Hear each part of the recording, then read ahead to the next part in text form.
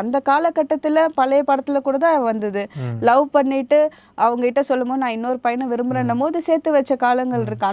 அப்பவும் அந்த படங்கள் வந்தது. இங்கே ஏன் அவரும் சேர்த்து வைக்க தான் போவார். But what happens is Sarathkumar avoid பண்ணுவார், உன்னை கொன்னுடுவேன்னு மிரட்டுவார்.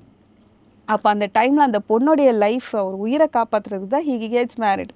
பாஸ்போர்ட் இல்லாததுனால தான் அது நடக்கும். பாஸ்போர்ட் இருந்தால் 2 பேரையும் ஃப்ளைட் ஏற்றி அமைச்சிருப்பார். அங்கே தான் ஸ்டோரி சேஞ்ச் ஆகுது.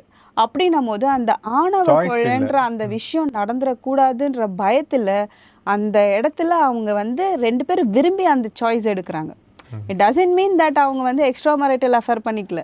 அந்த பையனோட இவங்களை சேர்த்து வைக்கிறாங்க. பட் அப்போதைக்கு அவங்க அந்த பொண்ணோட உயிரை காப்பாத்துறதுக்கு தான் ஹி டேக்ஸ் தட் மெச்சூர்டான ஒரு டெசிஷன். ரைட்.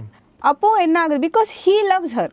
அந்த லவ் அங்க வருது, அங்க கோபம் வரல, அங்க வெறுப்பு, எல்லாருக்கும் வெறுப்பு வருது.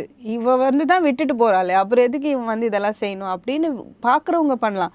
பட் உண்மையிலேயே அங்க லவ் இருக்கிறதுனால தான் அதை பண்ண முடிச்சுது. அதனால தான் லாஸ்ட்ல அவர் பிரேக் பண்ணி சொல்வார், முன்னாடி உனக்கு முன்னாடி வேணா நான் நிறைய பொண்ணுங்களை பார்த்தா, நான் உனக்கு அப்புறம் என்னால் எந்த பொண்ணுங்களையும் பார்க்க முடியல. That's when he feels this is true love.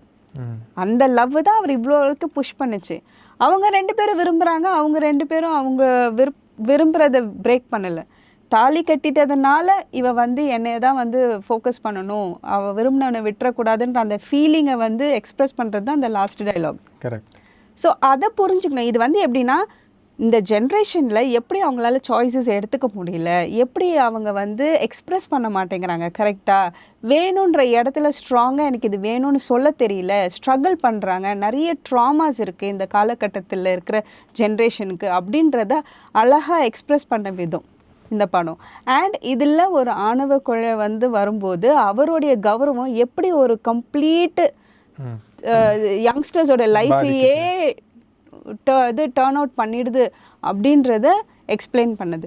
இதுல கல்ச்சர் அப்படின்றத எனக்கு புரியல. கரெக்ட். இதை புரிஞ்சுக்கலன்னா தான் கல்ச்சர். இதை வந்துட்டு மிஸ் அண்டர்ஸ்டாண்ட் பண்ணிட்டு ஒருத்தனை லவ் பண்ணிட்டு ஒருத்தனை மேரேஜ் பண்ணிக்கலாம் அப்படின்ற மாதிரி எடுத்துக்கிறவங்க எடுத்து இந்த கல்ச்சரை மாத்தாம இருந்தாங்கன்னா சரி. ஓகே.